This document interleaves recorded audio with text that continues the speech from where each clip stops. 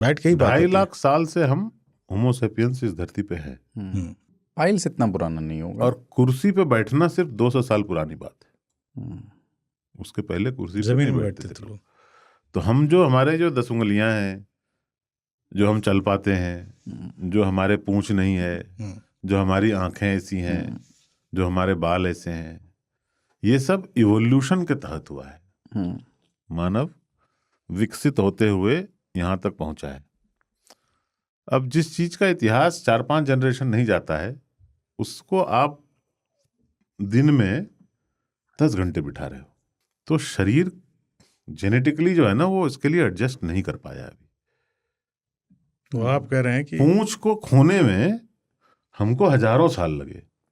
पूंछ ऐसा नहीं एक दिन लटक के गिर गई। पूंछ का उपयोग नहीं होने के कारण वो छोटे होते होते होते होते होते होते विलुप्त हो गया। उसकी एक डंडी बची हुई जो बीच बीच में दर्द करता है, तो आदमी छूता है तो एहसास होता है यार कुछ तो है यहाँ पे। यार मुझे सच कभी में फील हो रहा है, कभी हम थे, है ना।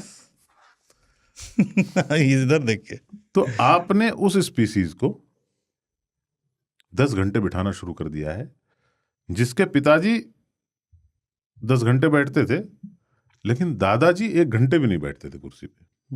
अब परदादा तो कुर्सी देखे ही नहीं थे, और उनके पिताजी कुर्सी शब्द से वाकिफ नहीं थे।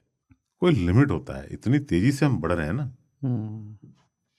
तो उससे मानसिक आजकल जो इतने अवसाद और बीमारियां हो रही हैं, तरह तरह की तड़पन हो रही है, क्योंकि हमारा दिमाग भी रफ्तार से कैचअप नहीं कर पा रहा है।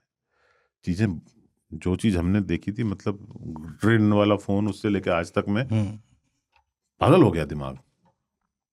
वैसे ही शरीर जो है ना, उसको लगता है ये बंदा सुबह उठता है, बैठ जाता है, फिर खड़ा होता है, फिर बैठ जाता है, बाथरूम जाता है, फिर बैठ जाता है, फिर खड़ा होता है, नहा वहा के निकलता है, फिर सोफे पे बैठ जाता है, फिर वहां से उठ के डाइनिंग टेबल पे बैठ जाता है, फिर गाड़ी में बैठ जाता है, फिर गाड़ी में बैठ जाता है, फिर थोड़ी दूर चलता है, फिर यार बैठना तो सीखा ही नहीं हमने, इस पे तो बैठा ही नहीं जाता था, पाँव पे बैठा जाता था या लेटा जाता पालथी मार के।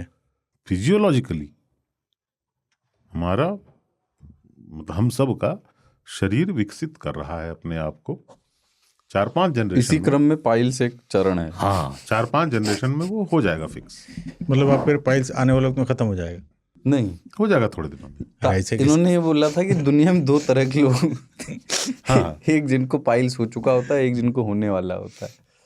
ये अच्छा, लेकिन ये पाइल वही वाला पाइल है क्या? Pile of sand, pile of something? नहीं है, नहीं। अरे उसी से जुड़ा होगा। इट्स पाइल ऑफ क्या? ये बवासीर उर्दू शब्द है या इसमें भी आपको लगता है कि पर्शियन सभ्यता की जड़ें? वही मैं पूछ रहा हूँ। हो सकता है, बवासीर हो सकता है। मुझे देखना पड़ेगा ओरिजिन क्या है इसका। इसका शमशीर से लेना देना नहीं होगा ना? बवासीर, शमशीर। शमशीर तो पर्शियन होगा। शमशीर, हाँ है भाई। लेकिन जिसको होता है बेचारा, वो बहुत दर्द में भी होता है और शर्म में भी। शर्माना हालांकि नहीं चाहिए, बीमारी है, कष्टप्रद बीमारी बहुत। बवासीर में आदमी दिन भर परेशान रहता है, बिकॉज रक्तस्राव होता है उसमें।